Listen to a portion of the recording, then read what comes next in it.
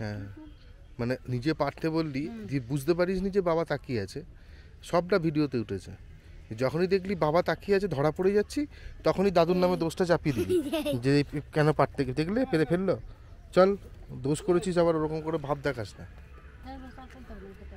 যেই দেখলো বাবা দেখেছে সঙ্গে সঙ্গে ঘুরিয়ে দিল, কেন ফেললে, কেন করলে।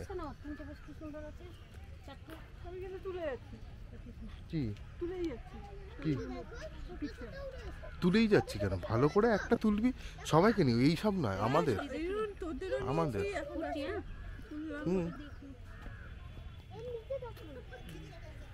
ওখানে গিয়ে তোর এখানে থাকে, এখানে থাকে, এই দেখ কত পথ।